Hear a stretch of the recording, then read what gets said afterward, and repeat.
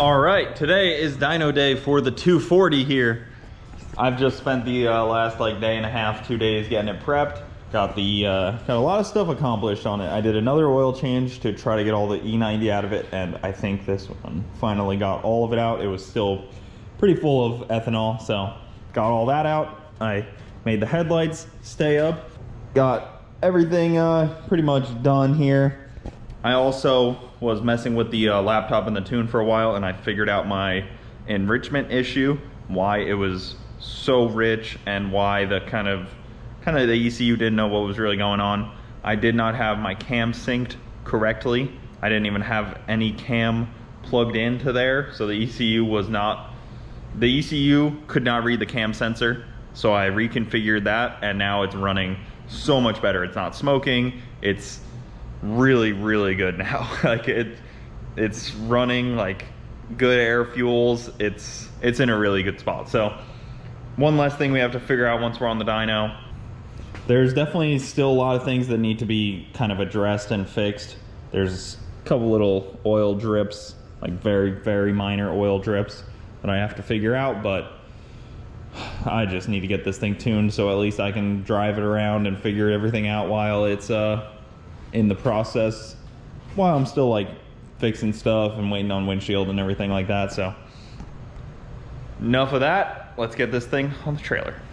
All right, time to load this thing up for the first time. I'm a little worried because I've never put it on this trailer and I don't know if it's gonna scrape anywhere or hit. If anything, it's probably gonna hit the bell housing or the headers.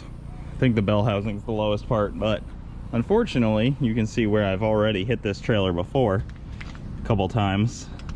The Camaro's long tube headers, when it was LS, ripped a chunk out of the trailer.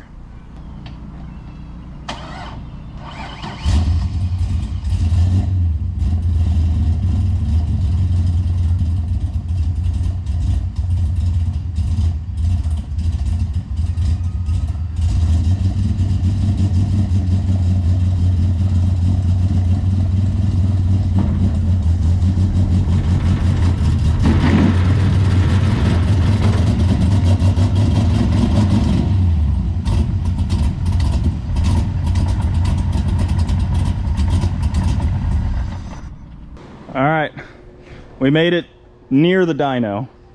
Pulling the car off the trailer, we ended up ripping my catalytic converter off. California legal. Yeah, this is 50 state legal right here. Ripped it off, and now we're gonna go under there and fix it because, I mean, you guys don't own LSs. It sounds terrible. My DSLR, it maxed out the camera on, or the microphone. Yep, exactly. Turbo guys don't really care for straight piped LSs for the most part. Yeah, who invited this guy? Yeah, I should just pack up, Who invited the LS guy? head out. Put it up in the trailer backwards and push the exhaust back on. Works like that, I tried. What size clamp? What size is this? I guess I got 15. Yeah. Check that before you lay under. Before we get under there. All right, so. What is this we? I was, yeah, that's what I meant by we. It's in me. We may end up having with a little bit of an exhaust leak because I don't know how far this went into the.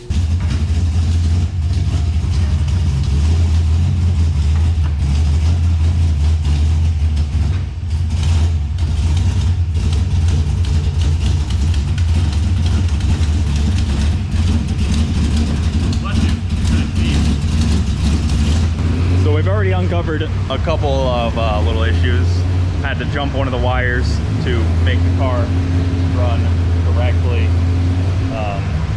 And like, I know this, I need to add one. I don't have a catch can yet, I just have a breather right here. This car has always just had this breather, this motor, and it's usually been fine, but I do need to add a catch can. That's on my list of things to do. So we had to take the air cleaner off because you can see right there the throttle is hitting it and getting stuck open. So I have to like dent that with a hammer or something. Thankfully it put a perfect mark where I need to hit. Well, we've been dealing with like a bunch of little things here and there. Right now we just we're dealing with a vacuum leak or something. It just doesn't want to idle any lower than like 1200, 1300. which isn't the end of the world. It's not like the highest idle, but there might be a vacuum leak or something, or maybe that throttle body is just so big for this little motor. Who knows? Could be a bunch of different things. And then a little coolant leak, which I kind of knew about, but this is the first time it's been up to temperature. Otherwise, it's sounding awesome.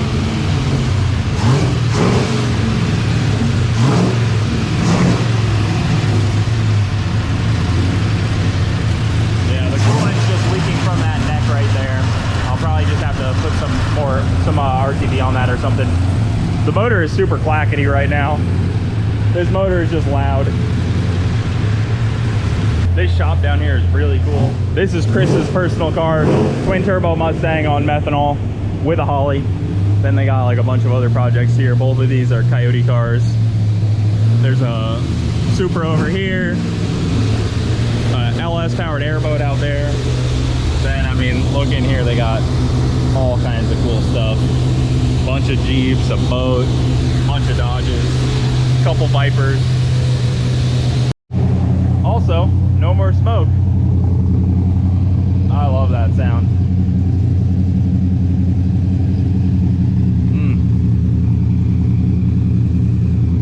This is also Chris's regular cab, short bed, F-150.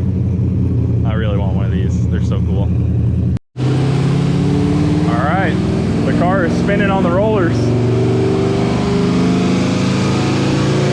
Step really far back because I built this car. I feel bad that he doesn't have a windshield.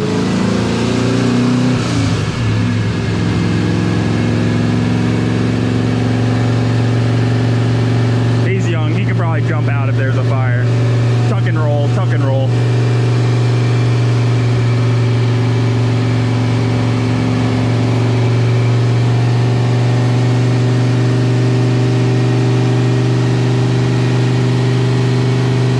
So we've been having crazy issues with the IAC just not working. Like, it just does not work. For some unknown reason. We tried a different IAC, but it doesn't fit in there. Even unplugged, it just... not happy. IAC is not happy. And it's like a weird size, and they didn't have that size, so... Yeah, we had a spare. Yeah. But, not that one. Holly's 4-barrel multi-point fuel injection setup uses a specific, so it's probably super expensive compared to a GM. Like, yeah, just this OEM GM part. Yeah, and we've had some issues with that IAC, and there's no way to really plug it up as far as I can see. I wouldn't risk sticking something in here so close to the throttle body. Yeah, it'll get sucked in. IAC is still not working. There is still a coolant leak. And there's a small oil leak at the oil filter. Like very little drips coming out. The oil leak I've known about. I've tried to fix it like 3 different ways. Just doesn't want to fix. I don't know if it's that remote oil filter relocation kit deal that I have or something else.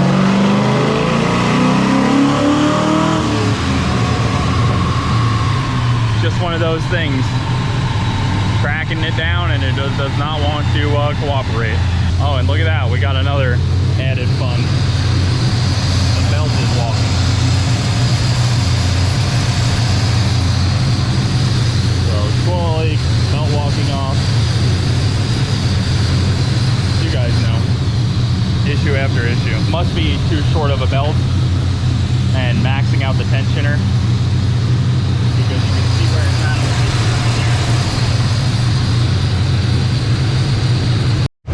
Well, we definitely learned a lot already. There's definitely a lot of things I have to change, but we're getting a baseline tune in it.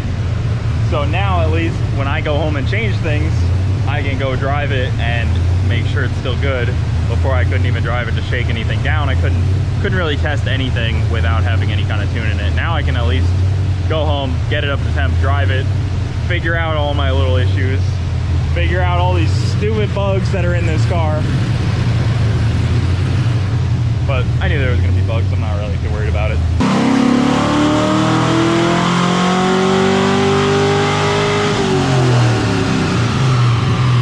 That was a pull.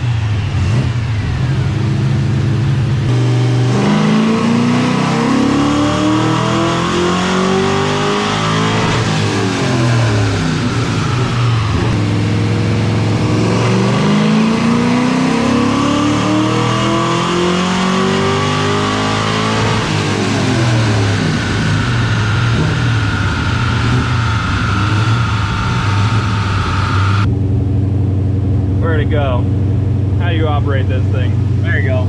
450 horsepower. I think it'll go a little bit higher.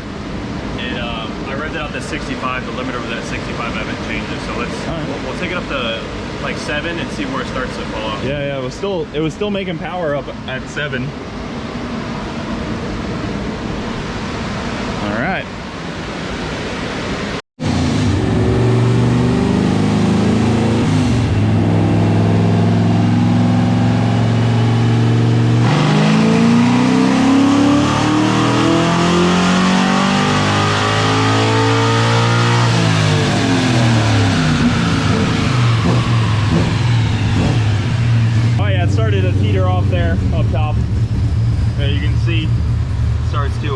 Drop down up top a little bit, but right about 70. 465, that's pretty solid. Yep. And it made more like right at the top of the graph, so I leaned it out just a little bit down low. Yeah. I kept it fatter up top. sweet. That is super healthy for what's done to this motor. All right, we're gonna rev it a little higher, see exactly where it stops making power. Little bit of smoke.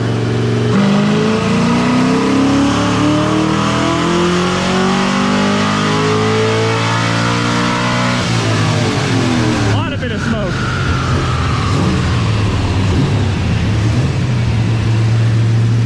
I think it's getting oil on the header right there. No matter what I do, I have to just pull it all off and try again. Yeah. See what the problem was. So it's probably pressurizing and spraying on the header. Well, once there's like 30 psi, trying to 40 psi of oil pressure. Probably like 60 psi at the top of the header. Oh, I don't know if she makes that much. No, I wasn't too worried. We were catching the oil coming out. I like your oil catch can. And then there's also the coolant coming out. Well, oil But I and think fine mist does like to be flammable. Yes. Well, it wouldn't be a cool video if there wasn't a fire, so maybe we'll do another poll and see what happens. Yellow blaze. You don't see this color much. So this is a Pro Mod Mustang. Look, there's still stuff in 2,000 horsepower. Look, stuff from the Christmas race back here. It raced in the Christmas tree race. Stocking my power amplifier and stuff for the Well, how can they find you? Turbo Sally. Turbo Sally on YouTube, on Instagram. Yeah, Instagram and YouTube, Turbo Sally. All right, so if you guys want your Mustang tuned, if your Mustang has a Holly, which is a pretty uncommon thing, honestly. Or standalone stuff. I do like remote tuning and stuff. Yep. Yeah. So Turbo Sally, SCNS Motorsports, SCNS Motors, right? I always say Motorsports. It goes better. It flows. Motorsports goes better. I feel like every car, everything is like either motorsports or racing, or you know, they all use the kind of the same stuff. Technically, motor is an electric motor, so like it's dicey. It's dicey. Well, did a killer job tuning my car, man. Thank you so much. Yeah, you're welcome. Fit me in after hours just so we can get some weekend playfulness, hopefully, if we don't have horrific storms all weekend, which it's not looking great. But I'm going to try to rip this thing a little bit this weekend if I can get these last couple little things fixed. You got some homework to do. Yeah. A little bit of oil leak and a coolant leak. Yep. Other than that, it's good. Oh yeah. Do a little hammering on your intake, on the filter. Yeah, we're having a problem with it going wide open throttle and getting stuck. I don't know if we can show that again. Let me see. Couldn't reach in. Yeah, you can just stick it right through the dash there. No, it's closing, right? I mean, but it's still hitting it. Yeah, it's. I mean, you get. I thought it moving. I think it's bent its way enough to. That's part of like the V8 rumble. You know, when you see the intake moving, people are like, "Oh, dang, that thing's taking some power." Got a can in there for sure. So we made 475. That's still part of your homework. And we're gonna stop there because, well, it's not boosted, so stopping there is pretty much, that's all she's got. Had all the boost we could. Yeah. All the power we could kind of get out of it. Yeah. Maybe we can hit 500 if we really started tweaking on it and really started playing with the timing and the fueling, but Well, yeah. Look at the graph. I mean, plateau, that's at 75. no, it's still going. I mean, yeah. No need to we spent a push lot of this any time harder. getting the growing pains out of it. So if we bring it back and, like you said, just like fine tune it, where we're not spending time like, you know, getting things running, like the fans on the output of the Holly and stuff. Yeah. Just spend the time on, hey, do a pull, add some timing. Hey, it picked up. Yep. Let's take a little bit higher. Like then you can iron it out, and maybe 500 because it was picking up. I added a couple degrees to spark, and it, you know, picked up 8 horsepower. So. But also, in the end of the day, even if we could get another 10 horsepower out of it, you're really, I mean, you're gonna be on really the limiter the whole not gonna time. feel It's really that not gonna- much. Yeah. Yeah. It's not like a boosted car where we're just gonna find 100 horsepower. So she's NA for now. It's staying like this. Huge thank you to these guys staying late, helping me get this going, and I'll be out there at drift night with them, watching at least. Freaking drift car over here. Actually, we need to show your car a little bit. Before this is over, we need to show Daniel's wrap project. Now you can use that as clickbait. Barra swap On the Barra. Supra meets 240 LS. We had both my other car and this car together, and that was a pretty cool one. Everybody always tells me I need a Barra, but you see, the thing about Barras in the States are parts are few and far between. That's why you use all US based stuff. Convert it all over. Look at this. It's a Barra, and this is in running driving mode. There's actually nothing that goes here, contrary to what most people probably think. Like, oh dang, you're missing all your stuff. Where's your radiator There's so much at? space. Those are really small Hey motors. son, where's all your stuff? So this is a Mark III, MK3 Supra, whatever you guys want to call it, with middle a of a Barra. It's currently being Getting wrapped, yeah. We are rap professionals now. Yeah, there you go. Barra MK3. Go follow him, and he'll post more on Instagram. Yes. But really cool car. That'll do it, guys.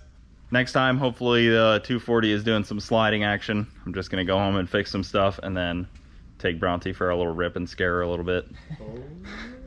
So that'll do it, guys. Thanks for watching. Keep it saucy. See you next time.